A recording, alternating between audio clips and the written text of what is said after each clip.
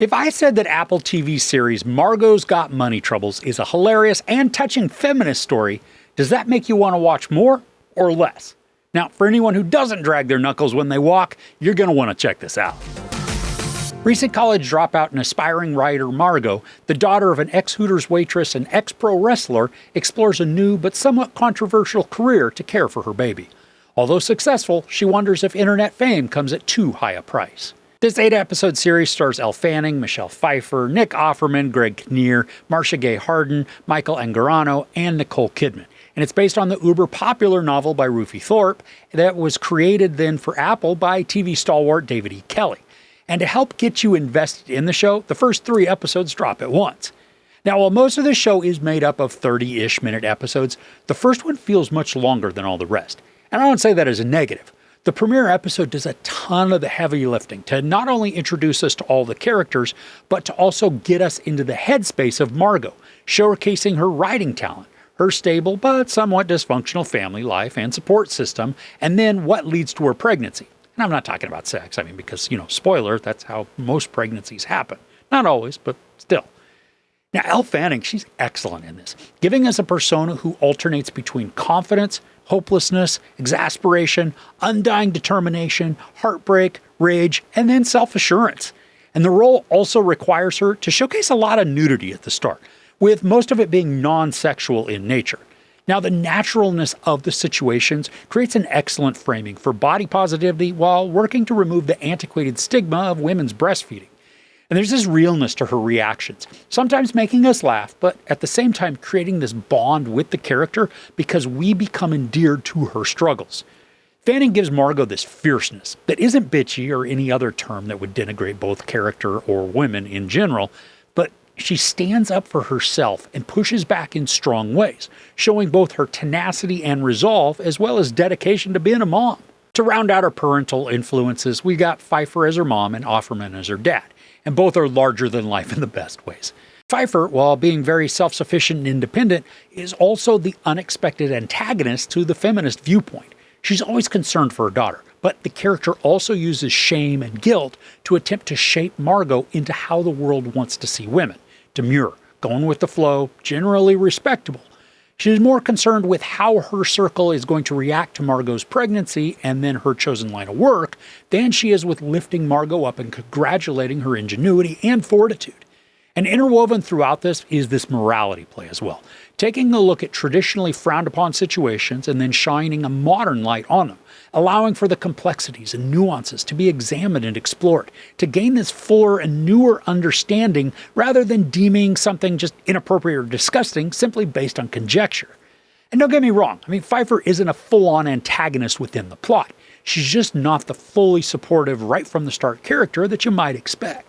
And then as a surprising contrast, Offerman is the unexpected champion of the feminist perspective, championing Margo's pursuits and then supporting her choices with eventual understanding and pride. And I say eventual because there is a quick growth arc that he needs to experience, but it's done in a way that feels earned and natural. Now, as the ex-pro wrestler dad, Offerman channels a lot of similar characteristics that he portrayed in his Emmy-winning performance in The Last of Us. He's got this tough and rough-looking exterior, but inside, it's just mush of a lovable person. Someone who is humble enough to recognize all of their faults, but still approaches life and others with grace and tenderness. That is, unless you mess with his daughter, then that's a whole different kettle of fish. The series is a mix of hilarious and touching. While several scenes hit me in the feels, the final episode brought tears to my eyes. It's both stressful and beautiful, continuing the theme that's present throughout the series of family bonds, love, and then life's ongoing struggles. But what remains true throughout the story is the steadfast determination of Margo, given passion and strength by Fanning in an enveloping way. Now, the pacing for the series, it's fairly quick once we get past that initial episode, and the rest, it just kind of flies by. Which I think can also be an issue if you're watching week to week, because it's going to be over and done with before you're ready. Now, I appreciate the emotional arcs we're shown and experience over the course of the 8 episodes. And while the majority of the story does revolve around Margo, there are some offshoots that tie in thematically while allowing the other characters to take the lead. Margo has a roommate who is pretty much the dream roommate anybody would want. She's supportive, encouraging, dependable, emotionally strong and stable, also creative. Fadia Graham is this joy to watch, especially when she's in her cosplay. Not only are the outfits that were just great to see, but she shares a few moments with Nick Offerman that will pierce the heart in both their honesty and their compassion. Greg Kinnear plays the fiancé of Pfeiffer, and I love how their dynamic works as a contrasting counterbalance to Margot's life. While the relationship is supportive and somewhat healthy, Pfeiffer believes that she has to constrain her true self, leading to a stifled and shut down version that's not wholly satisfying.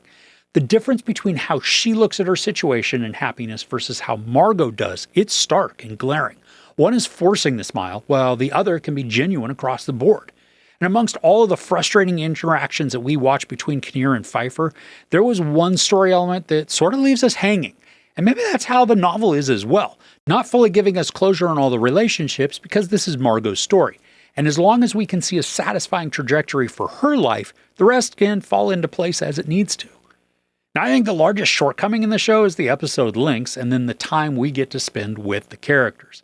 I do appreciate that this doesn't drag out, nor does it feel as though it's skipping chunks of information in favor of expediency.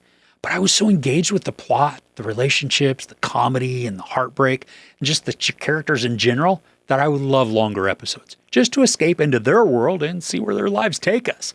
But that also goes back to what I said just a second ago. This is Margo's tale. The rest is just bonus.